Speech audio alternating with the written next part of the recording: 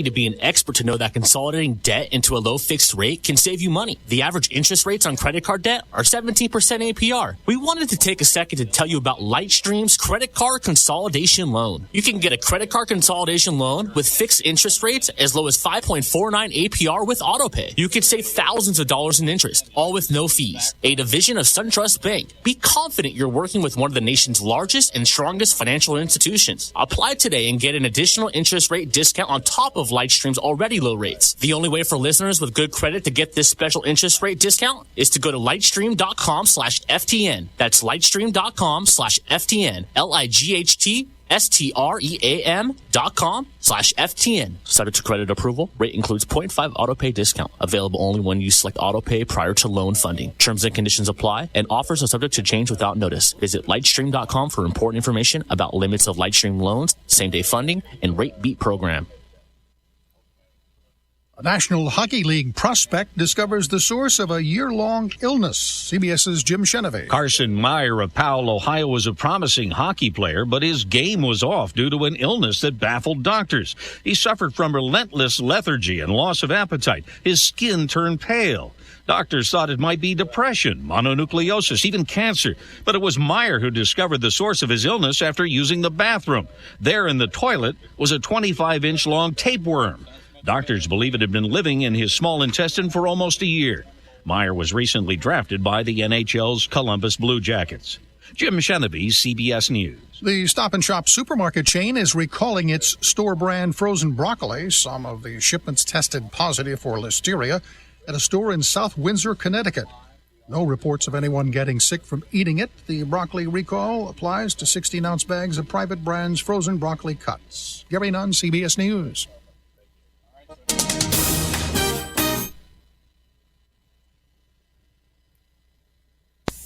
In a world where the speed of innovation and change in B2B marketing has never been greater, the only thing bigger is the need for clarity, for a blueprint, for a guide to what's really working.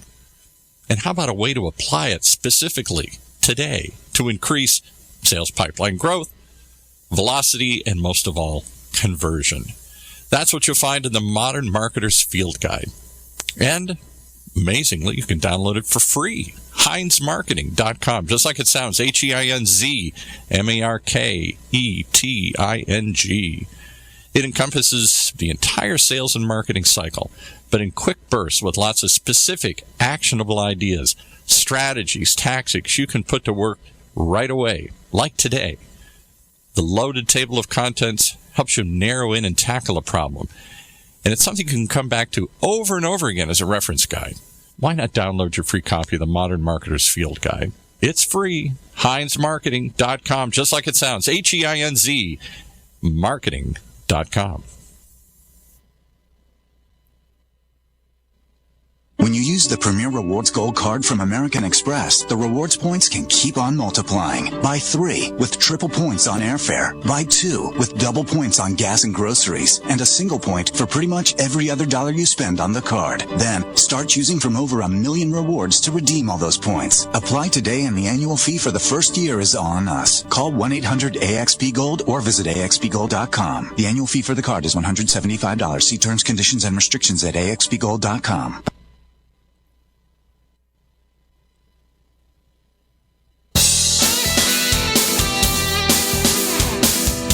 Welcome aboard. It's time to grab your board, go out and swim into that sea of ideas and see if you can't catch a wave, that curling sales pipeline that's starting to appear over the horizon there with, I'm proud to say, the latest character, the newest character in the Marvel cinematic universe here, Matt Hines.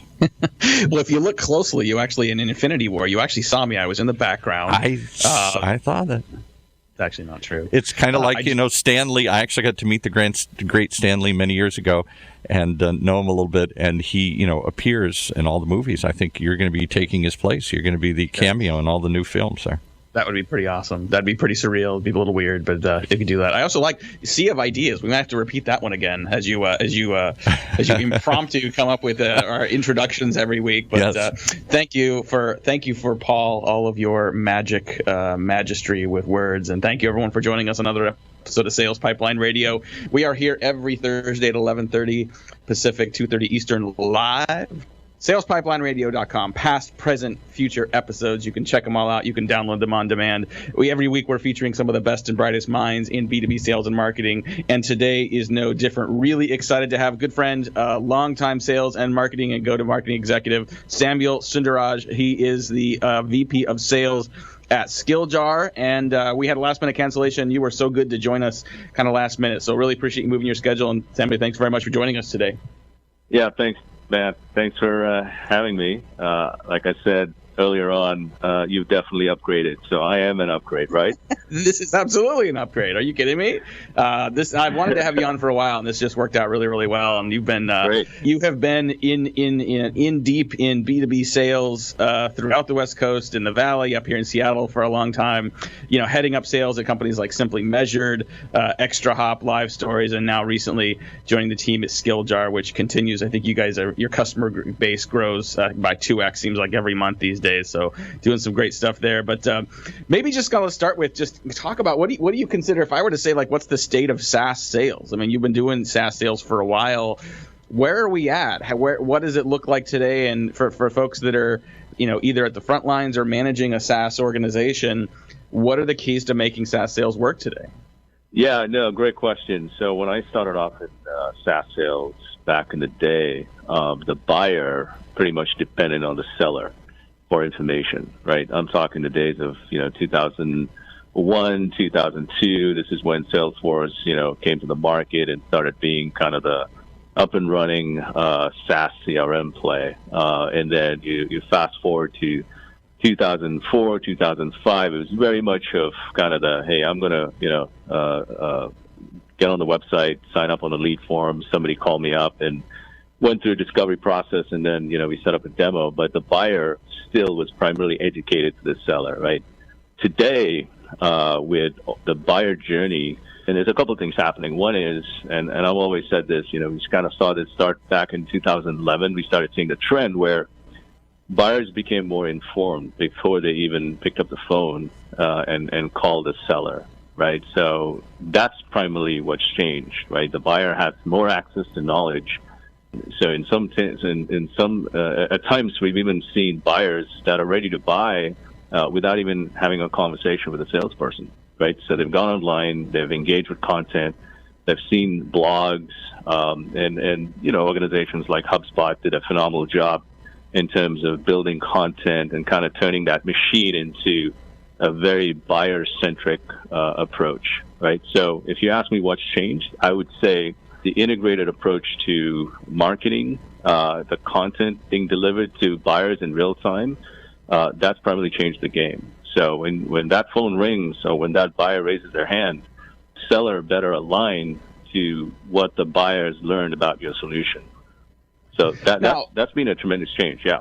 It certainly has changed, the buyer being more educated, the buyer being more self-directed. I don't think that necessarily changes, the opportunity for sellers to provide value, right? I mean, I think, sellers maybe historically have come in and been the source of education. I think the bar is a little higher, but talk a little bit about how good sellers can actually be still at the forefront of the buying process, at the top of the buying process to provide that value. Yeah, exactly. No, great question. Again, so the other piece of this is also, as a seller, you should be educated about the buyer, right? So one of the things that you need to have understand is what is the objective, what is the business objective, what is the growth objectives that you're looking to address or looking to align when it comes to the buyer. So gone are the days of, there's feature functionality. Obviously, you have a great product to sell. But more important, it's getting to know the buyer, right? What does the buyer need? How does the solution map to what the buyer is ultimately going to solve?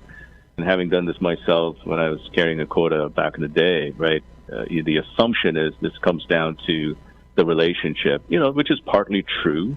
But at the end of the day, people buy business applications, SaaS, because it solves a business problem within their business, right? They're looking to buy because it's going to move the needle for their respective businesses. And so that's the key for a seller, really, to understand what is it I'm selling? What is the impact of the solution that I'm selling to the buyer's organization? And really making sure that every interaction, whether it's the demo, the discovery, the follow-up, the proposal review, aligns back to the growth objectives of the buyer. Talking to Samuel Sundaraj today. He's the VP of Sales at Skilljar and has spent last several years managing and growing sales organizations. And I'm struck by the headline on your LinkedIn profile, Samuel. It says building teams and scaling revenue. Talk a little bit about the people side of growing a sales organization. It's one thing to put numbers in a spreadsheet and say, well, if we call this many people, convert this many deals, we'll hit our number. Yeah. But you still have people that you're managing as part of that. Talk about the importance and some of the keys to building a sales organization, a high-performing sales organization that also prioritizes the people within it. Yeah, no, absolutely. When we talk about buyer empathy, we also need to talk about seller empathy, right? And by this I mean, how do you get high-performing teams, or how do you put together or bring together a diverse set of individuals to perform at a high level, right? So my famous, I'm a big fan of coaches. As you know, and one of the key reasons I follow, and I've followed Belichick for a long time. Bill Belichick, the coach for the Patriots, is because he's such a systems player, right? Like, he brings in different players from different backgrounds and different systems, puts them together, and gets the best out of them. So one of the things I've learned as I've grown in my career, from sales manager to sales director and VP, is ultimately at the end of the day, right? You could build a process, you could write down a process, you could whiteboard a process, but this comes down to people, right? In terms of how do you get people to perform at a high level, it's the buy-in to the process, buy-in to the system, sales process execution, being data-driven, and ultimately understanding what is it that motivates them. We've got a pretty diverse team, and in my background and past experiences, and in my current experience or role, these are individuals with varying degrees of experience. And how do you bring them together and make them understand that these are expectations, this is the data, but also get them to understand that this is a bi-directional relationship, right? So this is not just your number. Or your process, this is my number as much as it is their number, right? So for me, that's a fundamental. And then, sales process, methodology, prospecting, self-generated pipeline versus being completely dependent on the ADR or SDR organization, right? All of these, what I call different plays, you got to bring them together and make them understand what's the playbook look like. And then there's a lot of testing, coaching, reinforcement. And then there's a lot of, re-architecting the system, as we would say. And ultimately, it's people, right? Mm-hmm. So understanding psychology, understanding what motivates them. And I'm a big believer in roadmaps, right? So every one of my team or folks that have been on my teams, I get into this roadmap exercise about where do they want to be, what motivates them, right? And kind of working together to make sure that, we're able to help them accomplish that. Just a couple minutes before we got to take a quick commercial break here, but just follow-on question: how does that change, or how do you have to adjust your approach for different generations of sales reps? You've got many sales organizations, inside sales teams especially, have 3 to 4 different generations of professionals. Are you making adjustments to that approach based on millennials versus Gen X versus boomers? Yeah, absolutely. That's a great question. I think, a few years ago, I would have said, no, it's one size fits all. There's a template. Off we go. I think these days it's about understanding. So for some people, millennials, as you said, it's about having a seat at the table, right? It's about having influence. It's about coming across as leaders or being leaders, right? So you don't have to have a team to be a leader, right? So one of the things that I note down, or at least specify in my one-on-ones, is leadership qualities, right? So if you have ideas, you have tactics, so you have something to share, let's collaborate, let's share with the team. And if it makes sense, let's implement, let's execute. And I think that says a lot, right? So for a lot of millennials, they want to have a seat at the table, right? They're a little bit misunderstood, but I think when you sit down and talk to them and understand where they want to go and what they want to do and how they want to fit into the sales system, I think it comes down to having a voice, having a true seat at the table. Awesome. We'll be right back. We got a lot more with Samuel Sundaraj. He's the VP of Sales at Skilljar. We're going to talking about the sales and marketing relationship. We're going to talk about how to set expectations with leadership and boards and investors that sometimes have different accelerated ideas of what can happen in a market. Balancing all of that, a key part of the job for heads of sales and SaaS startup companies. We'll talk a little more about that. We'll be back just a couple minutes here on Sales Pipeline Radio. In a world where the speed of innovation and change in B2B marketing has never been greater, the only thing bigger is the need for clarity, for a blueprint, for a guide to what's really working. And how about a way to apply it specifically today to increase sales pipeline growth, velocity, and most of all, conversion? That's what you'll find in the Modern Marketer's Field Guide. And amazingly, you can download it for free. HeinzMarketing.com, just like it sounds, HeinzMarketing. It encompasses the entire sales and marketing cycle, but in quick bursts with lots of specific, actionable ideas, strategies, tactics you can put to work right away, like today. The loaded table of contents helps you narrow in and tackle a problem. And it's something you can come back to over and over again as a reference guide. Why not download your free copy of the Modern Marketer's Field Guide? It's free. HeinzMarketing.com, just like it sounds. HEINZ Marketing.com. All right, back to Matt and his guest as we pull up a chair and have our seat at the table. That's right. Absolutely. Thank you very much, Paul. Thank you very much again for joining us. Sales Pipeline. We got more with Samuel here. We're going to talk more about SaaS sales and expectations. Make sure you join us every Thursday at 11:30 Pacific, 2:30 Eastern. Next couple of weeks, the last day of May. Next Thursday, we've got Dave Gerhardt. He's the VP of Marketing at Drift. If you're not familiar with Drift, they're trying to eliminate the landing page and make it easier for prospects, buyers, and sellers to connect by getting beyond the landing pages, registration pages we're used to seeing. After that, we also have Patrick Morrissey. He is the CMO at Altify, another fast-growing SaaS startup. Similar conversation, quite frankly, what we're talking about today with Samuel, but on the marketing side, how to manage that growth. And back to our guest today, Samuel Sundaraj. He's the VP of Sales at Skilljar. And let's talk about managing expectations, Samuel, but let's talk about the other side. We've been talking about managing teams, motivating teams, making their objectives your objectives. Well, what about the board's objectives? What about the investor objectives?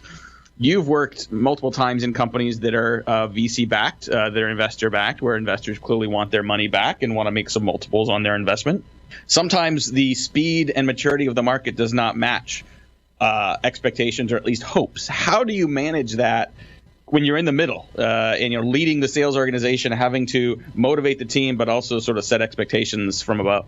Yeah, no, I think that's a great question, especially for any sales leader that's leading sales in a venture-backed environment. I think one of the things that I try to do earlier on is to get a pulse of the board, right? You can understand a lot. You can get a lot when you know who the board members are and what they've done in previous investments. Now, I'm fortunate to work with a board that comes with a lot of experience and some great exits. Two of my board members actually were one of the first investors in Marketo, an organization that you're very familiar with. The thing about that is, are they there to help you figure it out, or are they there to just talk about the numbers, right? One of the things that is important to set expectations with the board, and a lot of experienced board members have seen successful exits, and they've seen the playbook, and they've seen what worked. How did the machine happen, right? When you talk about sales and market and go to market, the expectations as far as the board goes is obviously you want to be realistic with the numbers, right? And board members want transparency, right? They want to know if this is a sales leader that has a path to get there, right? If you're behind in the hiring plan, be upfront about it, right? How do we fix it, right? If you're behind on numbers, you want to help them understand, what does the analysis say and what are you looking to fix? And if you try and fix that issue, does it help with predictability? At the end of the day, this is all about building a predictable business, right? The great businesses and the great outcomes happen when you're able to build a predictable business quickly, right? So eventually you want to get there. So I think for board members and boards, it's exactly that, right? Is the sales leader aligned with them when it comes to the outcome, right? The outcome's not going to happen in 2 months or 2 years, right? A lot of the recent IPOs that we've seen from DocuSign and Smartsheet, I mean, these are startups that were founded in 2003, right? So it took them a while to figure it out. It's a marathon, not a sprint, but in terms of working with boards, it's expectations, it's transparency, it's alignment on what does the model say, and is there a path to get there, right? Is it market execution? Is it sales execution? And when you don't hit the numbers, getting ahead of it, right? That's key, right? If you're not going to hit the plan, make sure you get ahead of it and communicate it and come up with a strategy to fix it. That's how I tend to work with boards. Got a few more minutes here with Samuel Sundaraj. He's the VP of Sales at SkillJar, and I want to ask a simple question that may not have a simple answer. What do you expect as the head of sales at a fast-growing startup? What do you expect from marketing? Yeah, so with marketing, number one, I want to be completely aligned, and I like the fact that some of the more contemporary market leaders, or at least what I've seen and read and heard, are thinking about, how does marketing be assigned a revenue number, or marketing's bonus is paid on the revenue number, right? So I like that. First off, it's a shared responsibility, right? So if they're bought into that, may not be 100% because I understand some of it is out of their control, especially, when we talk about salespeople taking the SQOs and running with it. I get it. But fundamentally, for me, I'm looking for the marketing leader, the marketing teams to sit down with me and understand what's going on with the funnel. What's the pulse of the funnel, right? Top down, from net new MQLs to SQLs to SQOs, right? I want to make sure that when it comes to targeting the ideal customer profile, we're on the same page.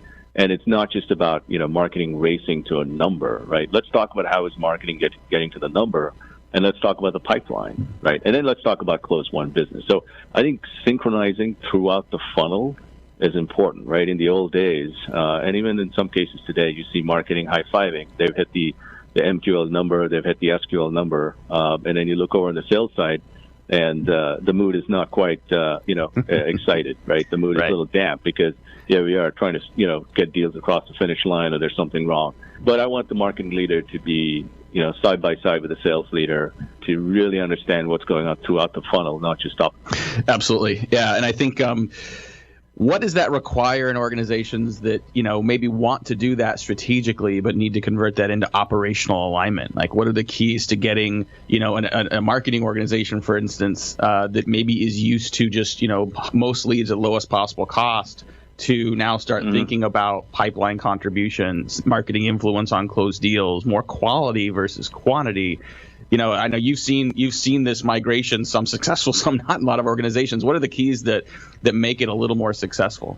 Yeah, I think the key is really alignment throughout the funnel, throughout the team, right? So when I say alignment, okay, let's establish an SLA. Okay, here are the numbers, right? Now, SLAs should not be long. I think here are the numbers. Okay, here's the number that marketing is signed up for.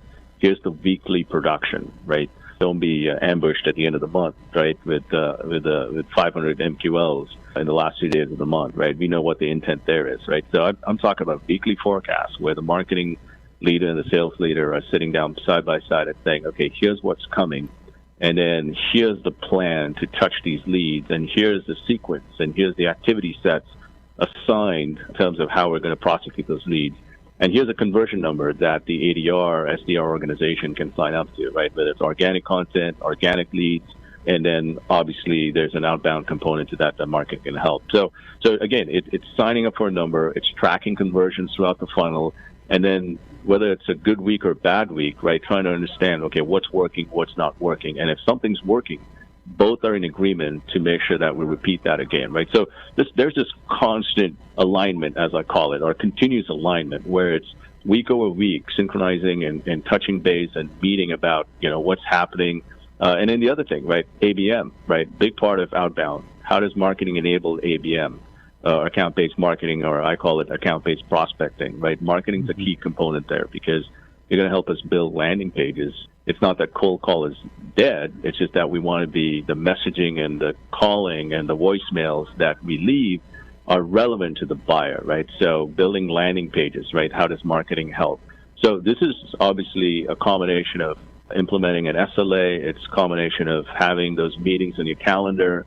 And then it's a combination of looking at the spreadsheet, working with sales ops and marketing ops to ensure that the conversions are tracking. And if we're behind, what are the behaviors we change on both sides?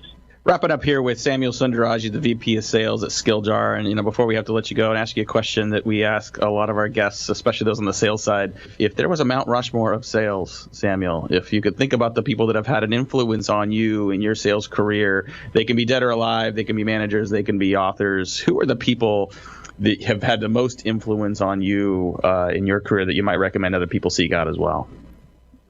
Yeah, I think the one, having been out there in the early days of Salesforce and just, having competed against Salesforce, being a CRM salesperson, on-premise CRM salesperson, enterprise, as we called it back in the day, got to see how Mark Benioff executed on the initial phase of Salesforce, right? A lot of land deals, 10 seats, 5 seats, 6 seats. And I lost a few deals, right, to him and his team back in the day. So I would put Mark Benioff off definitely out there or on one of those mountains. The second person, definitely Manny Medina, the CEO of Outreach. Again, similar type, except I'm a little closer to Manny. I know Manny, and just seeing somebody pivot from literally going out of business, staring at the barrel of a gun, if you want to say.